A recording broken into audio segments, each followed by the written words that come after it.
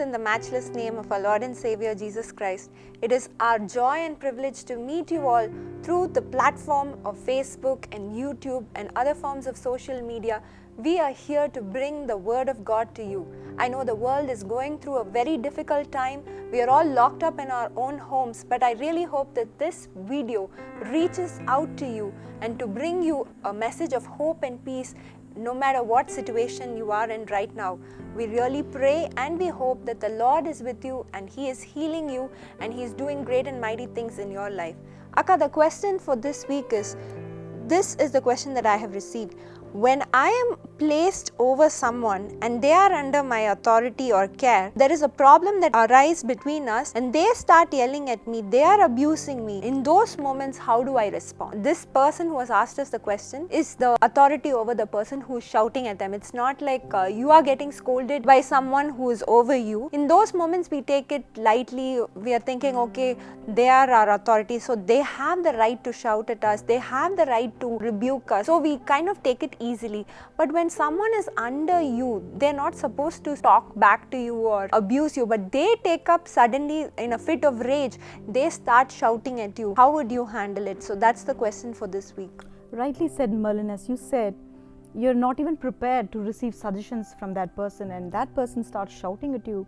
It becomes very difficult. Actually, insubordination is a very common issue faced by the great bosses in the corporate sector down to a homemaker. It is prevalent everywhere in the society at all levels.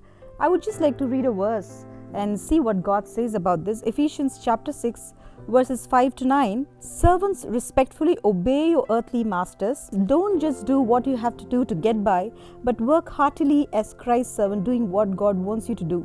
And work with a smile on your face, always keeping in mind, no matter who happens to be giving the orders, you are really serving God. Maybe this is the attitude that God wants us to possess. Sometimes God enables us to possess this attitude, but when it comes to people, sometimes they may be saved, unsaved, it turns against us and we're really shocked and we do not know how to react. So you lose your common sense and anger takes over, but sometimes more than anger, we are hurt. There's a big difference between anger and hurt, and we are definitely hurt and we are unable to react.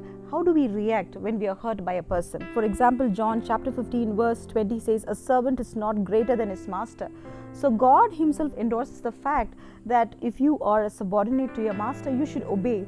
But it manifests in different ways. The problem that I was talking about, insubordination, it starts like this: disobedience, then disrespect, denial, resistance, and finally is confrontation. So they could be going through a kind of frustration in their lives, and there comes a point where it reaches culmination and they just want to vent their frustration. They do not think about the consequences and they have nothing much to lose. Have you seen presidents being thrown with slippers and celebrities being smashed with tomatoes? All of it keeps happening. But this is different because they are strangers and they're not going to see them again. You don't have to keep facing them again and again. But in this kind of quarantine when situation, it comes to a helper in your house or it comes to an employee who's working under you and you have to associate on a daily basis, you have to not just face them, you have to get work done from them, you have to extract all the useful things for the company or for the house. But sometimes they taunt you into silence. Just because they kind of tantrums, you're unable to even talk to them sensibly. We must always understand these people are kind of narcissistic and they believe they are the best, and what they feel or what they will do, they think it is more perfect than what you are doing. And this kind of blind attitude, it creeps into them. It's very difficult, for us to get them out of it. In the Bible, for example, Shimei, son of Gera, he encounters David and he's actually a nobody and he abuses the king of Israel violently. And everybody around David, they're just shocked because David is just quiet. And he's almost telling his people, don't harm him, don't kill him. And all of them are ready to murder him, but he's quite patient. So when I was just going through the whole episode, David goes to his deathbed and still Shimei is alive, he's not dead. But he devises a strategy and he tells his Solomon, you must beware of this cunning man, he's not innocent. So maybe David feels he was able to handle the cunning attitude of Shimei, but he's a harmful person. So he warns his son Solomon about him, and yet Solomon gives him a chance yet again, and he fails because there was no true reconciliation from Shimei's part. Maybe David forgave him, he was very gracious, but Shimei did not repent. There are people whom we encounter in our workplaces, in our homes, who do not have the spirit of reconciliation, who may not repent at all, but lifelong you will have to associate with them, and then God is the one who fights for us. Maybe in the case of Moses, his own sister, she's a subordinate, and she spoke against Moses, but Moses, because of his love and affection, he did not make a problem out of it, but God made it a problem. He pulled up Miriam and he said, you're going to be silenced, you're going to be suppressed with a disease called leprosy, and she was quarantined and she was put to shame. But maybe if we are on the Lord's side, I believe God is the one who fights our battles. Even if it appears to be dumb when in the face of the world and worldly people, we don't say anything, we don't get to say anything because we cannot go down to their level. But God is looking at us and He is fighting our battles at the right time. The God who put an end to Shimei's life, the God who fought the case of Moses, even when it comes to his own sister, God is the one who fights our cases. If somebody is troubled, hurt about what you're going through, do not address the accusation. Please address the disrespect. Do not give them scope to disrespect you or to dishonor you. I think the best way, the first principle is to get away from their presence and get into God's presence, because the more you stand there, and when they vent their frustration off, they're just gonna fly off a handle and they're just gonna abuse you violently, and they have nothing else to lose. We have everything to lose. We have dignity, virtue, positions in the society. So we must remember, we must not give them the scope, to disrespect us, dishonor us. And second thing is, just because they do it does not mean that we have to stand there and shout at them or address their accusation, because everything is filled with so much of malice and deceit. So we don't have to address that, but we have to address their attitude. But we must take time, give them some space, and then get into God's presence. There's a beautiful verse that says, Luke chapter 21 verse 15, "For I will give you words and wisdom that none of your adversaries will be able to resist or contradict," says the word of God. So I believe next time when you want to counter the person, just ask God for wisdom and for the right word, so that they will not be able to argue against you, they will not be able to stand against you, and no confrontation takes place. And one more thing, there should be a follow-up, because just because they throw a bad attitude doesn't mean you're just going to let them scot-free. You have to still follow up. You have to still firmly yet gently assert your authority, superiority over them, and get the work done. If you are wise enough, if you are formidable, and if your confidence is from God, I think all these problems of insubordination, they're going to submit, yield themselves to you. Just like when you go into God's presence and then resist the devil, he flees from you. Same way, God shapes their attitude, molds them, corrects them, and then there is peace between both of you. Rightly said, Akka, because in this time of quarantine, I think even siblings, the older sibling and the younger sibling might be going through such a problem. Bosses and employees, there's such a strain in the relationship because of all the payments, so many other things that is happening.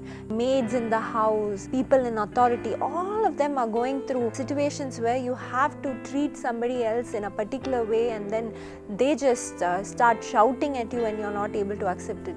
Like you said, one of the best examples is Moses. Often people say, "Who put you in charge of us, Moses?" Suddenly they follow him, suddenly they rebel against him, they grumble and they accuse him of accusations that cannot be accepted at all. But Moses was known to be such a wise leader who knew how to handle all these people. And when I was looking at the word of God, Proverbs chapter 29 verse 21, it says, "A servant pampered from youth will turn out to be insolent." I think we need to set our expectations with them from the beginning in the right way. Suddenly we cannot expect them to be a particular way. From the beginning, our relationship with our subordinates should be in such a way that it is respectable and they know their limits. But even after setting our expectations right, they might actually turn out to be very insolent and very arrogant. At those moments, the Bible also says in Proverbs chapter 26 and verse 4, "Do not answer a fool according to his folly, or you yourself will be like him." The moment we start addressing them right away, and when they start shouting, if we also start shouting, then there is no point. It becomes like a shouting match.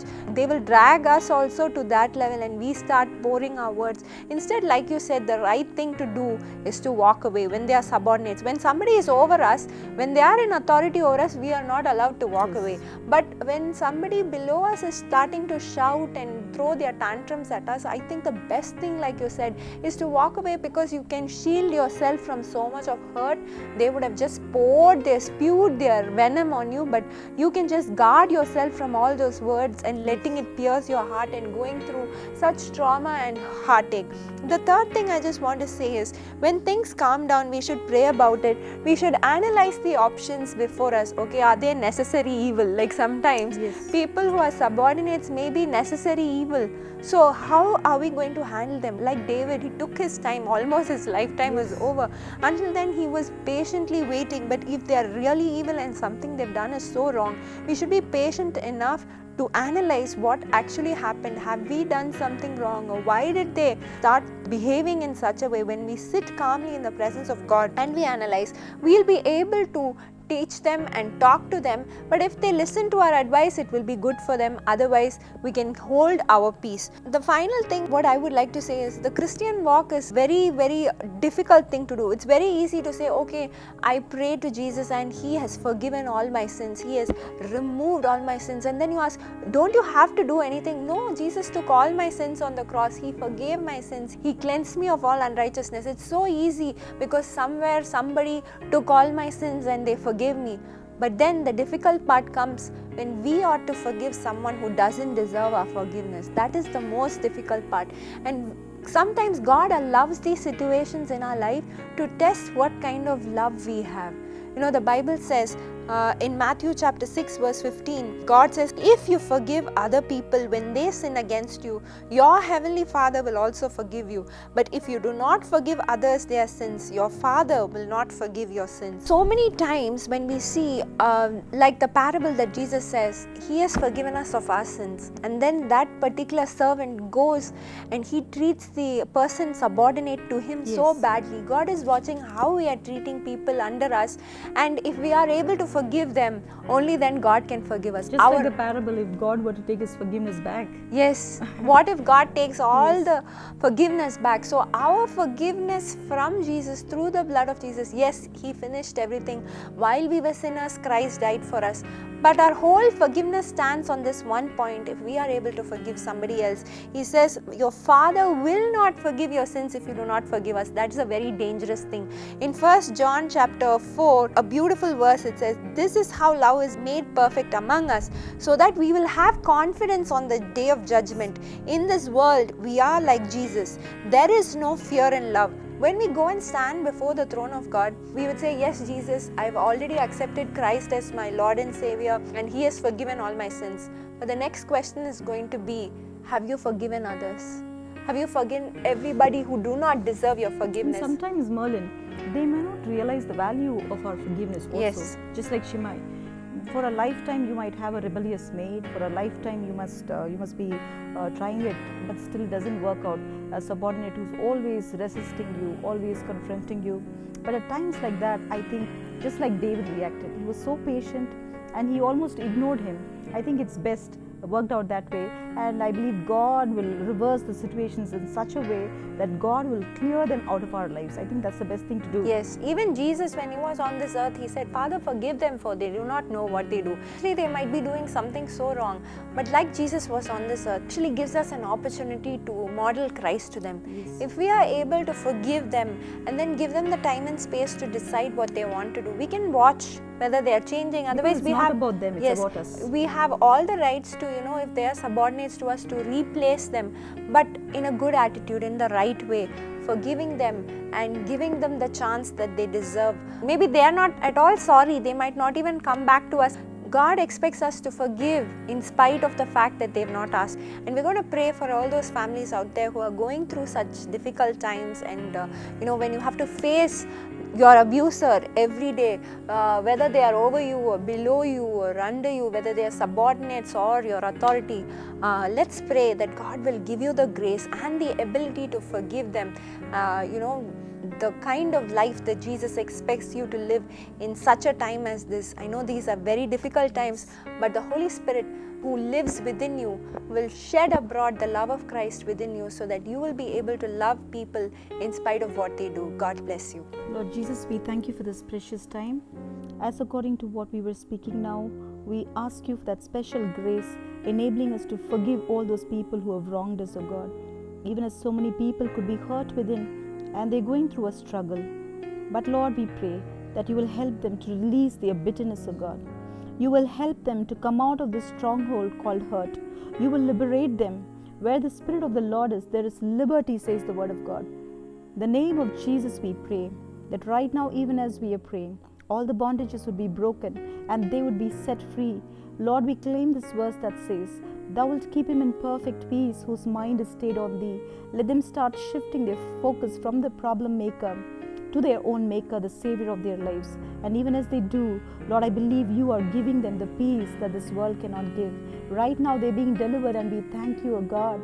And let the love of Christ flood our hearts so much so that we will not just forgive them, but we will forget about these episodes and go ahead with our lives with the purpose that you have laid upon us. We ask all these things in your precious name. Amen.